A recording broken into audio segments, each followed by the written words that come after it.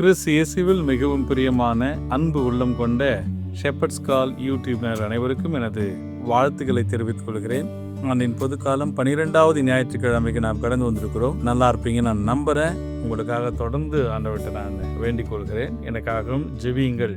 முதல் வாசகம் இறைவாக்கினர் எரேமியா நூல் புத்தகத்திலிருந்து நாம் வாசிக்க இருக்கிறோம். 20வது அதிகாரம் 10 to 13 வரை உள்ள வசனங்கள். இந்த எரேமியா இறைவாக்கினரை ஆண்டவர் எங்க அனுப்புறாருன்னா யூதா குலத்தார்கிட்ட அனுப்புறாரு. பாபிலோனியர்களால் இந்த எருசலேம் சிறைப்பிடிப்பதற்கு முன்பாக தகர்க்கப்படுவதற்கு முன்பாக அங்க அனுப்புறாரு. அங்க போயிட்டு நீ போய் இதை சொல்லு, இந்த மக்கள் எனக்கு நம்பிக்கையா இல்லை, இந்த மக்கள் என்னை தேடவில்லை, இந்த மக்கள் என்னை புறக்கணிக்கிறார்கள், எனவே அவள் மீது தீர்ப்பு வரப்போகிறது என்று சொல்லி அவர்களை அறிவுறுத்தி எச்சரி என்று சொல்லி ஆண்டவர் அனுப்புகிறார். எரேமியா அங்க போகிற பொழுது ஆண்டவர் சொன்னபடி சொல்லுகிறார். அது அவளுக்கு விரும்பத்தக்காத செய்தியாக இருக்கிறது. உண்மைதானே? நாம கூட நம்முடைய வாழ்க்கையில யாருன்னா நம்மை அறிவுறுத்தினால், நம்மை கண்டித்து திருத்தினால் அது நமக்கு ஏற்புடையதாக இல்லை, கசப்பாக தான் இருக்கும். உண்மை பல வேளையில் கசக்கும் தான். பெற்றோர்கள் பிள்ளைகளை கண்டித்து திருத்துகிற பொழுது அதை நாம் ஏற்றுக்கொள்வது கிடையாது. உடன்பிறப்புகளுக்கு மத்தியில் உண்மையோடு நடந்து கொள்ள வேண்டும் என்று வலியுறுத்துகிற பொழுது உடன்பிறப்புகள் உங்களை விரும்புவது கிடையாது. இப்படி நாம் சொல்லிக்கொண்டே போகலாம். அந்த ஒரு யதார்த்த நிலை தான் எரேமியா வாழ்க்கையில வெளிப்படுவதை பார்க்கிறோம். அப்போ எரேமியா சொல்றாரு, யாரை பார்த்தாலும் பயமாகுது, தீகள் எங்க பார்த்தாலும் தீகளா இருக்கிறது. எந்த அளவிற்கு அவர் உச்சத்தை சொல்லுகிறார் என்றால், என் நண்பர்கள் கூட என் வீழ்ச்சிக்காக காத்திருக்கிறார்கள். ஒருவேளை அவன் மயங்கி விடுவான், நாம் அவன் மேல் வெற்றி கொண்டு அவனை பழி தீர்த்து கொள்ளலாம் என்று சொல்லுகிறார் என்று சொல்றாரு. இவ்வளவு துன்பங்களுக்கு மத்தியில இந்த வாழ்க்கையை, துன்பமான வாழ்க்கையை நம்ம வாழ்க்கையில கூட பார்க்க முடியும். கைவிடப்பட்ட நிலை, துரோக செய்துவிட்டு போவது, நம்மை காட்டி கொடுக்கிற அந்த நிலைகள், இது எல்லாம் உங்க வாழ்க்கையில நீங்கள் சந்தித்திருப்பீர்கள். அதுதான் இன்னைக்கு எரேமியா சொல்றார். இறை வார்த்தைகள் வழியாக எரேமியா சொல்றார். ஆனால் எரேமியாவுடைய மனநிலை எனக்கும் உங்களுக்கும் வேண்டும். அதை நாம் உற்று கவனிக்க வேண்டும். அப்படி என்ன சொல்றாரு எரேமியா? எல்லாரும் நான் விழுந்துருவேன்னு பார்த்தாலும் கூட, ஆனால் ஆண்டவர் வலிமை வாய்ந்த வீரரை போல என்னோடு இருக்கிறார். எனவே என்னை துன்புறுத்துவோர் இடறி விழுவர், அவர்கள் வெற்றி கொள்ள மாட்டார்கள் என்று சொல்லுகிறார். அப்போ இந்த நம்பிக்கை வேண்டும். எரேமியாவுடைய உள்ளத்துல அந்த பயமும் இருந்தது, அதை விட மிகுதியான கடவுள் மீது அவர் கொண்டிருந்த நம்பிக்கை இருந்தது. எரேமியாவிடத்தில் இருந்தது செல்ஃப் கான்ஃபிடன்ஸ் அல்ல, எரேமியாவிடத்தில் இருந்தது கடவுள் நம்பிக்கை அதிகம். நானே அப்படின்றது இல்லை, நான் எல்லாரும் என்னை எதிர்த்தாலும் கூட, ஆனால் ஆண்டவர் எப்படி இருக்கிறாரு? வலிமை வாய்ந்த வீரரை போல் இருக்கிறார் அப்படின்ற கடவுள் நம்பிக்கை மிகுதியாக இருக்கிறதை எரேமியாவுடைய வாழ்வு சுட்டி காண்பிக்கிறது. அதுதான் இன்னைக்கு எனக்கும் உங்களுக்கும் பாடம். நீங்க நிறைய பிரச்சனைகளை சந்திப்பீங்க மக்களே, உண்மைதான். அதையே சொல்லி புலம்பிக் கொண்டிருக்க வேண்டாம். அதையே இவங்க இப்படி பண்ணிட்டாங்க, ஏமாத்திட்டாங்க, துரோகம் செஞ்சிட்டாங்க, வேண்டாம், மறந்துடுங்க. எது உங்கள் உள்ளத்தில் ஓங்கி நிற்க வேண்டும் என்றால், ஆண்டவர் வலிமை வாய்ந்த வீரரை போல என்னோடு இருக்கிறார், அவர்கள் வெற்றி கொள்ள மாட்டார்கள் அப்படின்ற ஒரு நம்பிக்கை வர வேண்டும் என்ற செய்தி தான் முதல் வாசகம் தருகிறது. 2வது வாசகத்தில் நாம் பார்க்கிறோம், புனித பவுலடியார் ரோமையர் திருமடலில் ரொம்ப அழகாக சொல்றாரு. குற்றத்தின் தன்மை வேறு, அருளின் தன்மை வேறு என்று சொல்கிறார். குற்றத்தின் தன்மை வேறு, அருள் கொடையின் தன்மை வேறு என்று சொல்கிறார். அதற்கு 2 உதாரணங்கள். பழைய ஆதாமுடைய அவருடைய கீழ்ப்படியாமையால் பாவம் வந்தது, சாவு வந்தது. பாருங்க, ஒருத்தர் செய்த அந்த தப்பு எல்லாரையும் அந்த பாதிக்கக்கூடிய அளவிற்கு அது சென்று விட்டது என்று ரொம்ப அழகாக எளிமையா பவுல் சொல்லி தருகிறார். அதே இயேசு கிறிஸ்துவின் வழியாக நாம் மீட்பை நாம் பெற்றுக்கொள்ள முடிந்தது என்று சொல்லுகிறார். ஒளியை விட இருளுடைய வலிமை அதிகமாக இருப்பது போல இருக்கும். அதுதான் குற்றத்தின் தன்மை வேறு, அருளின் தன்மை வேறு என்று சொல்வதை நான் பார்க்கிறோம். ஒளியை விட இருள் உங்களை ரொம்ப கொடுமைப்படுத்துவது போல இருக்கும். கடவுள் இருக்கிறார் என்ற எண்ணம் இருக்குது, ஆனால் நான் இன்னும் நலிந்து கொண்டே இருக்கிறேன், இன்னும் துன்பப்பட்டுட்டே இருக்கிறேன், இன்னும் கஷ்டப்பட்டுட்டே இருக்கிறேன், அப்புறம் ஏது கடவுள் அப்படின்ற கேள்விகள்லாம் அதிகமாக வந்துகிட்டே இருக்கும். அதனால தான் பாருங்க, ஒளியை விட இருளுடைய வலிமை அதிகமாக இருப்பது போல உங்கள் வாழ்க்கையில் நீங்கள் உணரக்கூடிய நேரங்கள், உணர்ந்த நேரங்கள்லாம் இருக்கும். ஆனால் பவுல் சொல்கிறாரு, பாவத்தை விட கடவுளுடைய அருள் ரொம்ப ரொம்ப வலிமையானது அப்படின்றார். பாவத்தை விட கடவுளுடைய அருள் ரொம்ப ரொம்ப வலிமையானது. எனவே அருள் நிறைந்த வாழ்வை வாழ்கிற பொழுது குடும்பத்தில் ஒருவர் ஒருவருக்கு ஒருவர் மற்றவருக்கு துணையாக இருக்க முடியும். அந்த ஒருவருடைய பலனை அந்த குடும்பமும் அனுபவிக்க முடியும் என்பதை ரொம்ப அழகா பவுல் சொல்லித் தருவதை பார்க்கிறோம். இன்றைய நற்செய்தி வாசகத்திற்கு கடந்து வருவோம். மத்தேயு எழுதிய நற்செய்தியில பார்க்கிறோம் 10வது அதிகாரம் 26லிருந்து 33 வரை உள்ள வசனங்கள். ஆண்டவர் தன் சீடர்களுக்கு மீண்டும் ஒரு யதார்த்தத்தை சொல்லித் தருகிறார். அவருடைய சான்று பகருகிற பொழுது அவர்கள் சந்திக்க இருக்கிற சில உண்மை நிலைகளை எடுத்து சொல்லுகிறார். என்னன்னா, முதல்லயே பூசணிக்காய் உடைக்கிறது போல உடைக்கிறார். உடலை மட்டும் கொள்கிறவர்களுக்கு அஞ்ச வேண்டாம், ஏனெனில் வெளிப்படாதவாறு மூடப்பட்டிருப்பது ஒன்றுமில்லை, அறிய முடியாதவாறு மறைந்திருப்பதும் ஒன்றுமில்லை சொல்லிட்டு சொல்றாரு. இப்போ நான் உங்களுக்கு ரகசியமா சொல்றத, என் கூட உட்கார வச்சு கற்றுக் கொடுக்குறத, தனியாக நான் உங்களுக்கு என்னென்னலாம் சொல்கிறேனோ அதெல்லாம் நீங்கள் என்ன பண்ணுங்க, நான் உங்களுக்கு இருளில் சொல்வதை நீங்கள் ஒளியில் கூறுங்கள், காதோடு காதாய் கேட்பதை வீட்டின் மேல் தளத்திலிருந்து அறிவிங்கள்னு சொல்கிறாரு. அன்பு உறவுகளே, இப்போ நான் ஒரு கேள்வியை கேட்கிறேன். உங்கள் வாழ்க்கையில் கடவுளுடைய வெளிப்பாடு கிடைக்கவே இல்லையா?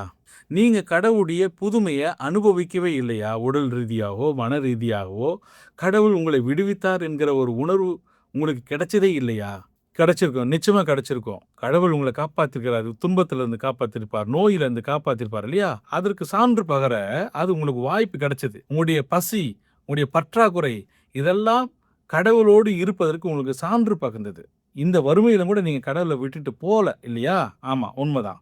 நம்ம போல கோவிட் எடுத்துப்போமே, இது போல கொள்ளை நோய்கள், விபத்துகள், ஆபத்துகள் எல்லா வேலைகளிலுமே நான் அதிக மனிதரிடத்துல, நம்பிக்கையாளரிடத்துல நான் கேட்டிருக்கிறேன். கடவுள் எங்களை கைவிடல ஃபாதர், எங்களை காப்பாற்றிருக்கிறார் ஃபாதர். இப்படி நம்ம ஒவ்வொன்றும் சொல்லிகிட்டே போகலாம். குழந்தை இல்லாமல் வந்திருப்பாங்க, பல ஆண்டுகளாக குழந்தை வந்திருப்போம், குழந்தை பிறந்திருக்கும். அந்த குடும்பத்தினுடைய முதல் வார்த்தை என்னவா இருக்கும்? கடவுள் எங்களை கைவிடல ஃபாதர்னு சொல்லியிருப்பாங்க. திருமணமே ஆகாதுன்னு நினச்சிருப்பாங்க. ஆனால் திருமணம் எப்படி தான் பண்ணாங்கன்னு தெரிஞ்சிருக்காது, அவங்க எளிதாக பண்ணி முடிச்சிருப்பாங்க. கடவுள் எங்களை கைவிடல ஃபாதர் அப்படின்ற வார்த்தைகளை கேட்டிருக்கிறோம். இப்படி எல்லா நிலைகளிலுமே கடவுள் உங்களை கைவிடாத ஒரு அந்த பட்டியலை எடுத்து பாருங்கள் இல்லையா? ஒரு பக்கம் வச்சுங்க. இப்போ நீங்கள் அனுபவித்த இந்த கடவுளுடைய வெளிப்பாடுகளை, கடவுளுடைய அந்த புதுமைகளை, கடவுளுக்கு சான்று பகிர்ந்ததை உங்களுக்குள்ளே போட்டு பூட்டிட்டா என்ன பிரயோஜனம்? அதனால தான் சில திருத்தலங்களுக்கு போகிற பொழுது, சில ஆராதனைகளுக்கு செல்கிற பொழுது அங்கே நமக்கு ஒரு வாய்ப்பு, நேரம் கொடுக்கப்படுகிறது சான்று பகர்வதற்கு. விட்னஸ் அப்படின்னு சொல்கிறாங்க. நீங்கள் அங்கே சென்று உங்களுடைய சாட்சியத்தை பகிர்ந்து கொள்ளலாம். அப்போது நான் உங்களுக்கு காதோடு காதாய் சொல்வது, நான் உனக்கு தனிப்பட்ட விதத்தில் என் குழந்தையா உனக்கு செஞ்சதை நீ போய் எல்லாருக்கும் சொல்லு அப்படின்றது தான் என்னுடைய செய்தி.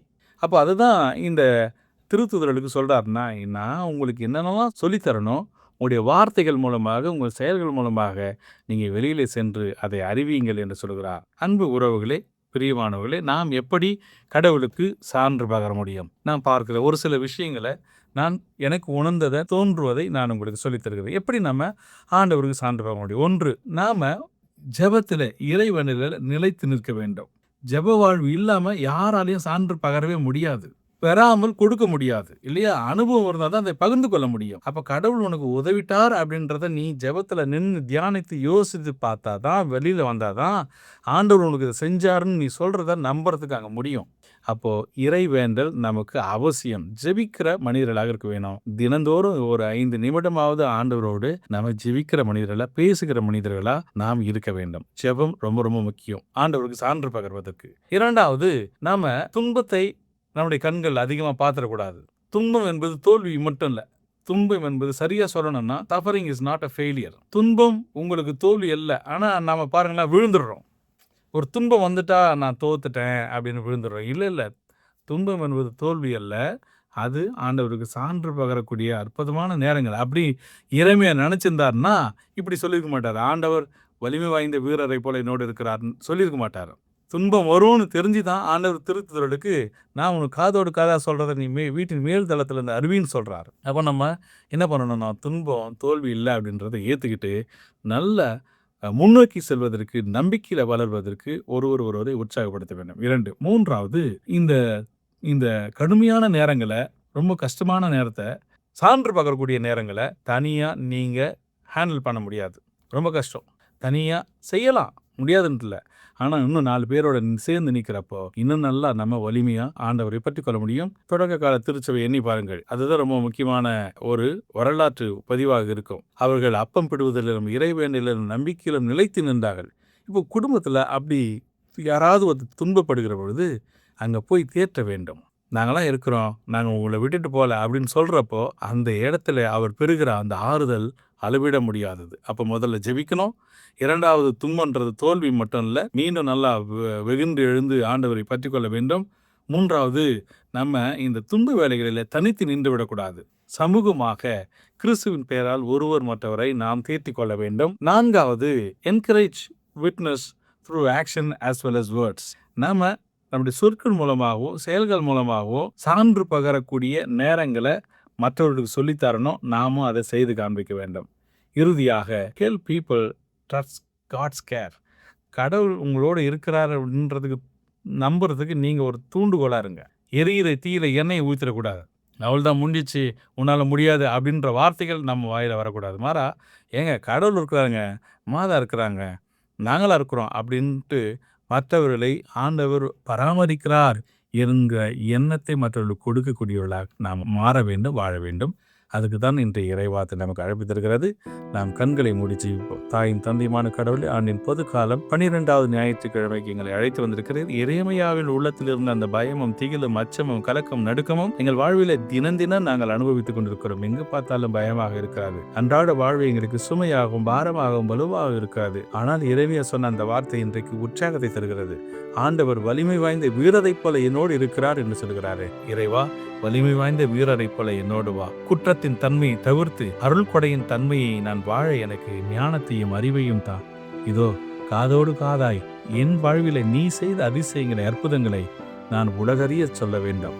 உன் நற்செய்தியை பரப்புகிற, உன் நற்செய்திக்கு சான்று பகர்கிற நல்ல மகனாக, மகளாக, சீடனாக, சீடத்தியாக வாழ எனக்கு வரம் தாரும். ஆமென். மரியே வாழ்க. இயேசுவே ஆண்டவர்.